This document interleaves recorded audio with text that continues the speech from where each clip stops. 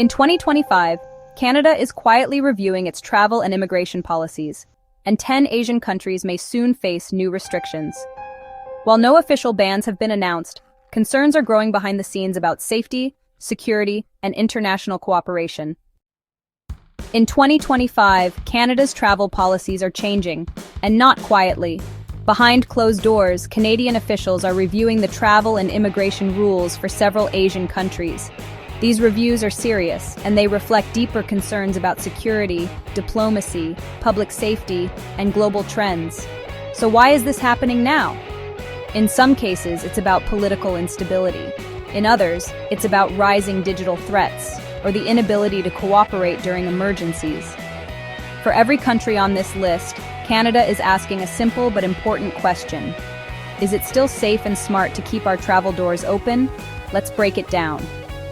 Here are 10 Asian countries that may soon face tighter travel restrictions or even bans from Canada. Let's begin the countdown. Number 10. Bhutan, the quiet kingdom raising loud questions. Bhutan is one of the most peaceful nations in the world. Hidden in the Himalayan mountains, it is famous for stunning nature, spiritual traditions, and a national policy called Gross National Happiness. Bhutan protects its borders carefully. Tourists must pay high fees and follow strict rules. This helps Bhutan keep its culture and environment safe. But it also creates problems for international relations. Canada and Bhutan do not have strong diplomatic ties. Canada has no embassy in Bhutan. If something goes wrong, helping Canadian citizens there would be difficult. In today's world, where emergencies can happen fast, from natural disasters to pandemics, Canada wants strong cooperation with other countries. Bhutan's isolation makes that hard. Canada is not punishing Bhutan, but it may decide that traveling there or receiving travelers from Bhutan is too risky without better cooperation. Even a peaceful country like Bhutan is not exempt from global expectations. Number 9. Myanmar, the price of political collapse. Myanmar, also known as Burma, has been in crisis since 2021. That year, the military took control of the government through a violent coup. The country has seen chaos ever since. There are massive protests. There is fighting. Human rights are under attack. The Rohingya people, a Muslim minority, have faced genocide-level violence. Canada has responded by freezing aid, applying sanctions, and reducing diplomatic ties. But another move is being considered, reviewing who can come to Canada from Myanmar. Canada is known for supporting human rights. Thousands of Rohingya refugees have already found protection in Canada. But resources are limited, and the violence in Myanmar continues. A travel restriction would not be about stopping innocent people. It would be a message to Myanmar's leaders. Canada may use policy to show that it does not support military rule or human rights abuses. It's about drawing a line. And for Myanmar, that line might soon include tighter travel rules. Number 8. Pakistan. When trust and paperwork break down, Pakistan and Canada have strong people-to-people connections. Many Pakistani families live in Canada, students come to study, businesses work together, but behind the scenes, the political relationship is full of problems. Pakistan faces ongoing terrorism threats. Its government is unstable, and Canadian officials report frequent fraud in visa documents from Pakistani applicants. Applications are sometimes incomplete or difficult to verify. In a time when immigration systems are already stressed, this causes delays and raises security concerns. There have also been cyber threats and spying accusations linked to Pakistani networks. These digital issues make things worse. Because of all this, Canada may tighten its rules, not to end the relationship but to protect its borders. More background checks, slower processing times, stricter conditions. It's not a ban yet, but the warning signs are clear.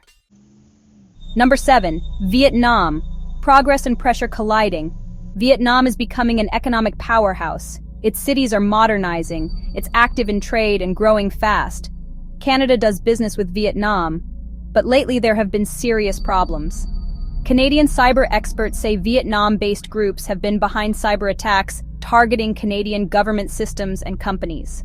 At the same time, Vietnam's human rights record is concerning. The government limits free speech, arrests protesters, and censors the media. Trade tensions are rising too. Canada has accused Vietnam of violating trade rules and unfair practices in business.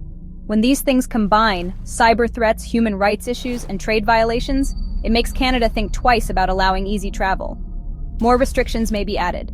These could target student visas, work permits, or even tourist travel. The future of Vietnam-Canada travel depends on fixing these deep problems. Number 6. Indonesia, natural disasters and digital risks. Indonesia is the largest Muslim-majority country in the world. It's also one of the most disaster-prone nations: earthquakes, tsunamis, volcanic eruptions. These natural dangers aren't anyone's fault, but they do require strong emergency cooperation between countries. Canada worries that Indonesia's systems aren't fully prepared for these joint responses. In times of crisis, delays or miscommunication can be deadly. On top of that, Indonesia is under growing watch for digital activity. Cybersecurity threats coming from within its borders have been flagged. And politically, Indonesia has passed new laws that some critics say restrict freedom of speech and the rights of minorities. Canada pays close attention to such developments. Travel restrictions could be Canada's way of saying, we want closer cooperation, clearer rules, and safer digital behavior. Number 5. Bangladesh population pressure and policy concerns. Bangladesh is one of the most densely populated countries on the planet.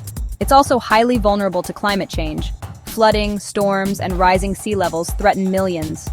Canada has helped Bangladesh in many ways, including development aid and accepting refugees, but concerns are growing.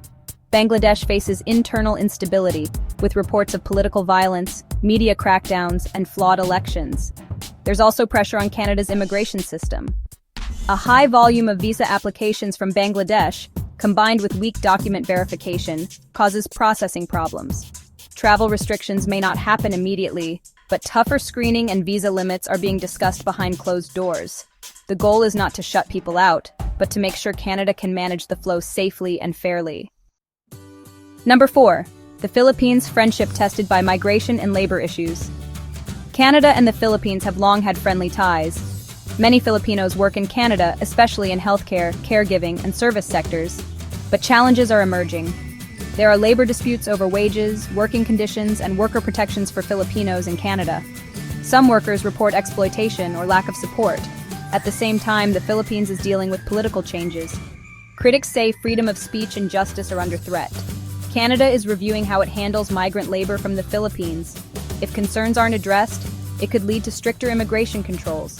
This isn't about ending the relationship, but about making sure it's fair and safe for both countries. Number 3. Iran rising tensions and security fears. Canada has had a rocky relationship with Iran for years. It closed its embassy there in 2012 and has listed the Iranian government as a state sponsor of terrorism. In recent years, things have gotten worse. Iran's government has been accused of repressing protesters, spying abroad, and interfering in international affairs. Canada is extremely cautious about who it allows to enter from Iran. Security screenings are intense, and now, with more global unrest, travel restrictions may become even tighter. This doesn't target ordinary Iranians, it targets the risks tied to a hostile regime. Number 2. North Korea, the ultimate closed society. North Korea is unlike any other country on this list. It's isolated, authoritarian, and cut off from much of the world. Canada has almost no diplomatic relationship with North Korea. There is no embassy, no regular travel, and very little contact. But some travel does happen, through education, tourism, or special missions. Canada is likely to close these few doors even tighter. The risk of surveillance, arrest, or manipulation is too high. Travel bans would protect both Canadians and the system itself. Number 1. China. Complex ties, deep risks. China and Canada are deeply connected through trade, education, tourism, and immigration. But the relationship is under stress. China's government has been criticized for detaining foreign citizens, controlling information, and interfering with other countries' politics. Canada has felt this personally, with the arrest of 2 Canadians in China a few years ago, which many believe was political retaliation. Cyber attacks, spying concerns, and rising tension over Taiwan and human rights have added more pressure. Canada is not going to cut off China completely, that's impossible. But it may apply tighter rules on visas, especially for certain professions, academic fields. Don't forget to like, comment, and subscribe to the channel by clicking the bell icon next to it. Stay tuned for the next video. Thank you.